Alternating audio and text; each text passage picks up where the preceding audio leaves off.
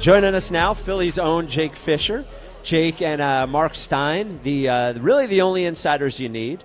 Steinline HQ. You can subscribe at markstein.substack.com. The cool thing about it is I like the newsletter, right, Jake? I like that, I wake up, I get the email there. That. Yeah, I read all the rumors there, so great job there. Where are you living now? So I live in Brooklyn. I'm coming to you right now from Midtown Manhattan in my Bleacher Report green room studio. We're going live at 5 Eastern tonight. Okay. So I just want to get the big one out up top. Like, what do you think, and we'll get into the Sixers specifics, what do you think the odds are that Giannis gets traded at all by the deadline on Thursday? I think it's certainly possible. I think it's more likely than not because the best offers are going to come this summer. Like, really, the only team that is in the mix here that foreseeably he would want to go to and extend with, that has the picks, has the young pieces, has other salary, is Golden State. Outside of that, whether it's Minnesota, New York, Miami, any of these other more quote-unquote dark horse teams, they're all going to have extra draft capital and just better positioning and more flexibility to do it this summer. And then who knows if, San Antonio falls short, if Houston falls short. Like, things can change between now and then. So I think it's still probably more likely than not that it happens come this offseason, but it's fully on the table, without a doubt. And Giannis' side wants it done now, so that could be the real driving factor to get it done before next Thursday. I've always thought it was funny that Giannis won't just say that he wants a trade. It's hilarious. Yeah, it's almost like he's like, well, if you guys want to trade me, I would love to be in Milwaukee, but, I'm expecting to be on a different team. Not because of me, but because of you guys. So last night I tweeted out, I was in an Uber home, and I was feeling silly. There was this, those stat muse accounts? There was a Giannis muse.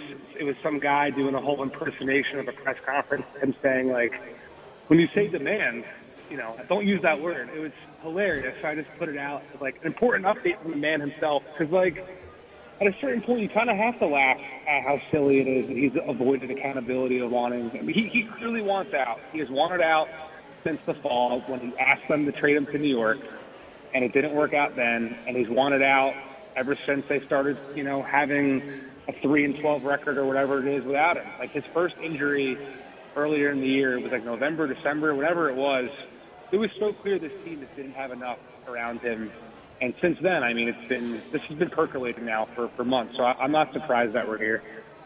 So I think you just said it, but leading up to the deadline, if you were to identify two frontrunners to trade for Giannis, if it happens by Thursday, who would you say the frontrunners are?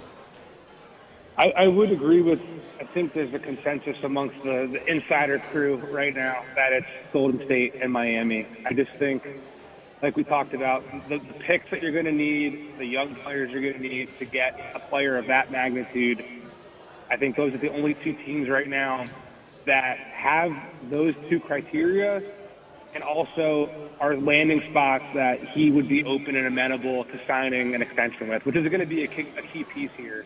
Like, you're not bringing on that type of talent and extinguishing all of your draft pool and your young cash of talent if you don't have any assurance he's sticking around. So for now, I think Minnesota's a cool idea, but I just don't see how they figure out a way to flip Julius Randle and Jaden McDaniels and make it a 3-team thing. New York, I think, would have to be a multi-team construct as well because they don't have the draft capital. So Golden State and Miami is my answer at this point.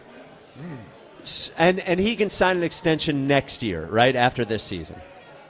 So it's tricky. That's part of what Milwaukee is parsing through right now and what his suitors are parsing through right now, too. Because if they trade him before the deadline, he has to wait 6 months in order to sign an extension. So that could happen in October.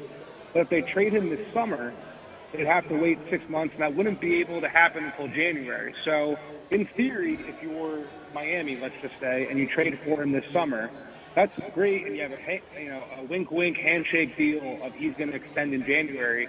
But, like, anything could happen. Like, Philly has seen what happened with James Harden not, keeping up his end of the bargain and what have you. And, like, it's just, what if Bam Adebayo tears his ACL, knock on wood, and Giannis is like, oh, shit, I don't want to stick around here. So that idea of getting the deal done now, I think, is also super important for the teams that want him, so that way you get that extension locked and signed before next season begins.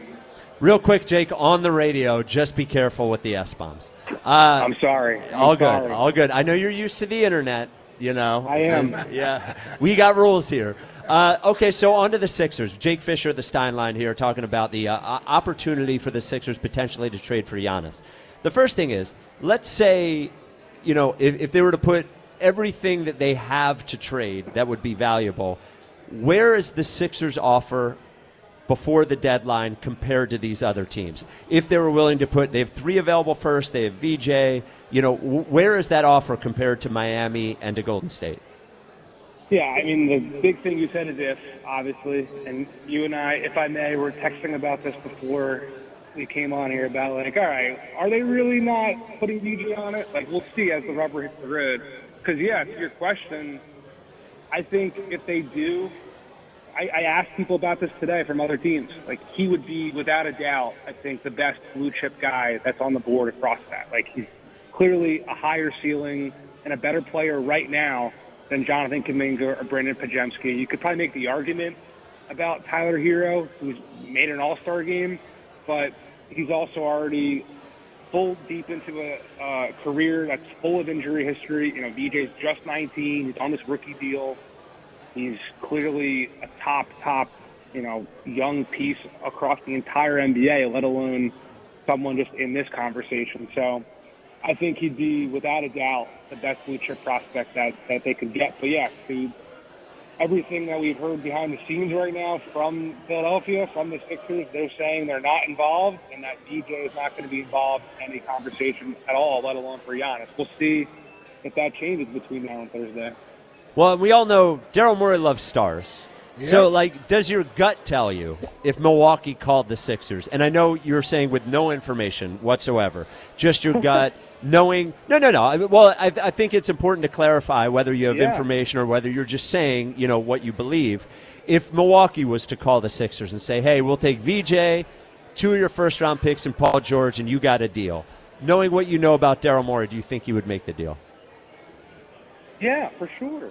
I mean, this is also a guy who has thrown his hat in the ring for every single star that's been available dating back to his Houston tenure. So, look, as great as VJ is, you don't know how long of a window you're going to have where Tyrese Maxey is a legit top 10 player in the NBA, maybe even better. Joel Embiid looks as close to his MVP form as we've seen in years. You add a guy like Giannis into this group, I mean, he's a top 3 player, like your championship odds are, I don't know how high, and Daryl has always operated under the belief that, like, literally, if you have a 5% chance, you go for it. And they would have clearly better than a 5% chance. But I don't know the exact calculation that Daryl would see, but it would be above that, without a doubt. And I just think that would be too alluring for him to turn down. Well, it's exciting. I think, you know, Jake, Ike and I were talking on the air yesterday. I think people in Philly, God bless us, you just don't watch Giannis all the time, and because nobody here wants to trade VJ. We all love our young guy. But Giannis is... I wouldn't either. Yes, he's so good, Giannis. He's just so good. And I think, you know, you worry about the calf thing, whatever. He is still, when you look at the numbers, clearly in his prime, and you said one of the 3 best players. It's really Jokic, him, and Shea, right? I mean, I think Giannis is better than Luka right now. I think if you were to ask me who's better, I think Giannis is a better player than Luka. Well, I know you're a chucker. He's such a physical force, and if you look at it specifically for Philly, the big question, you know this as well as anyone, Spike, the big question of what is Philly going to do when Joel Embiid's off the floor in a playoff series? Well, if you replace him with Giannis, like, to have one of those 2 guys on the court at all times with Tyrese Maxey, it's just what a concept that is.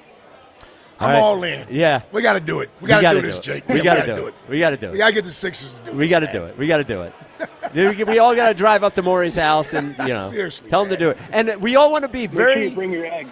Yes, yeah. Well, eggs for after the deadline if it doesn't happen. All right, Jake. Well, this is sort of like tax season for an accountant. That's what your next week is going to be like. So good luck with the trade deadline. You can subscribe to Jake's newsletter. Just Google the Stein Line HQ. It's the first thing that pops up. Great work. Thanks as always, Jake. All right, brother. Appreciate you guys. There he is, Jake Fischer.